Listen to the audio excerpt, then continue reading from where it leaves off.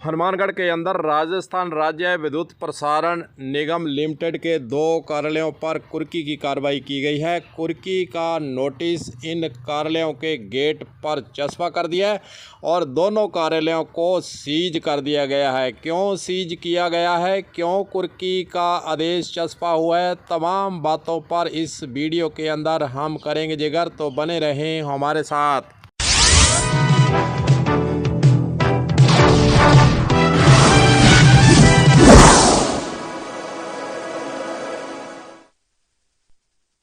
चलिए दोस्तों, बताते हैं 2 कार्यालयों पर सीज करने की कार्रवाई न्यायालय के आदेश से क्यों करनी पड़ी। आपको बताएं, मोहम्मद शरीफ नामक का व्यक्ति 1990 में मस्ट्रोल पर बिजली विभाग में नौकरी पर लगता है। फिर धीरे धीरे वह परमानेंट तनख्वाह लेने लगता है। उसने लेबर कोर्ट गंगानगर में केस दर्ज करवाया और 2018 में वह रिटायर भी हो जाता है और रिटायर होने पर उसे सभी प्रकार के परिलाभ दिए जाते हैं और फिर पेंशन भी उसको दी जा रही थी और लेबर कोर्ट ने अवार्ड पास कर दिया और 2018 में वह सेवानिवृत्त होता है। उसके बाद उसने लेबर कोर्ट में केस किया था, अवार्ड पास किया, भुगतान नहीं होने के बाद लेबर कोर्ट के द्वारा कुर्की का आदेश जारी किया और जिला सत्र न्यायाधीश हनुमानगढ़ के जरिए उस कुर्की के कार्रवाई पर नोटिस चस्पा कर दिया गया है। 2 विभागों के तालाबंदी कर उस पर सील लगा दी गई है।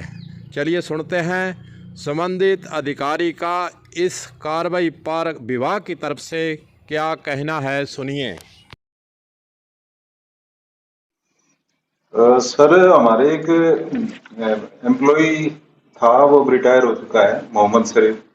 वो बहुत पुराना 2090 के आसपास जो है वो मस्ट्रोल पे पहले काम करता था। उसके बाद में धीरे धीरे वो रेगुलर हो गया और समय समय पर उसको विभाग के द्वारा जो भी परिलाभ उसके बनते थे वो सब दिए गए हैं। तो उसी सिलसिले में उसने एक tribunal labour court Shri Ganganagar में जो है एक याचिका दायर करी थी 2018 में।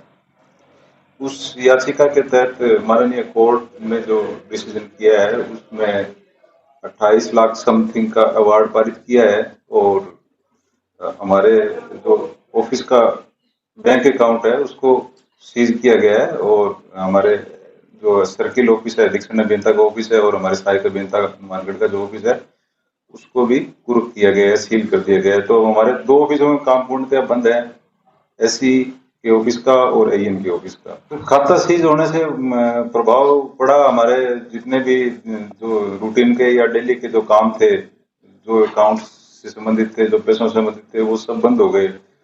इमरजेंसी काम भी हमारे डिपार्टमेंट को पड़ता रहता है, कभी कोई लाइन ब्रेक डाउन होगी तो उसको इमरजेंसी में काम कराना पड़ता है। तो ये सब सारी जो है सुविधाएं हो गई हमारे लिए, वो काम कराना थोड़ा मुश्किल हो गया। सर, विभाग ने हमारे उच्च अधिकारियों के से हमारे जो विधि विभाग के जो जयपुर कॉर्पोरेट ऑफिस में जो हमारे अधिकारी लोग बैठते हैं उनसे वार्तालाप की गई और हमारे जो है एईएन साहब और अकाउंट्स ऑफिसर साहब जो है वो जयपुर गए हैं, उनसे पूर्ण वार्ता करके और आगामी कार्रवाई के दिशा निर्देश मिल गए हैं और वो जोधपुर हाईकोर्ट में अपील करने के लिए चले गए।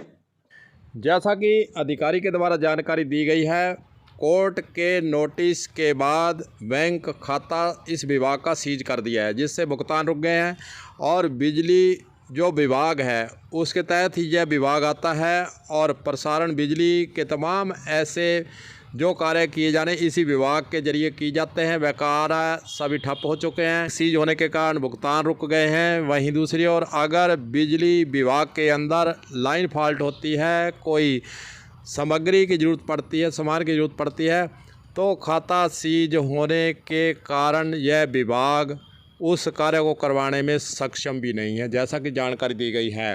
हालांकि कोर्ट का मैटर है, न्यायालय के द्वारा आदेश दिया गया है। वहीं दूसरी ओर विभाग का कहना है कि जोधपुर हाई कोर्ट के अंदर रिट दायर करने की कार्रवाई हमारे विभाग स्तर पर की जा रही है, लेकिन जब तक हाई कोर्ट से कोई स्टे या अन्य आदेश जारी नहीं होता है तब तक परेशानी ज़रूर रहेगी। अगर हनुमानगढ़ ज़िले के अंदर बिजली विभाग के तहत लाइनों में फॉल्ट आता है या फिर उसे ठीक करने के लिए किसी सामग्री की ज़रूरत पड़ती है तो उसके लिए ज़रूर परेशानी हो सकती है, लेकिन न्यायालय के आदेश से जब सारी कार्रवाई हुई है, जब तक हाई कोर्ट से राहत नहीं मिलती तब तक इन कार्यालयों पर जो सील लगी हुई है वह नहीं खुलेगी। कर्मचारी गेट के बाहर ही है, अंदर वे जा नहीं सकते, काम अपना नहीं कर सकते हैं।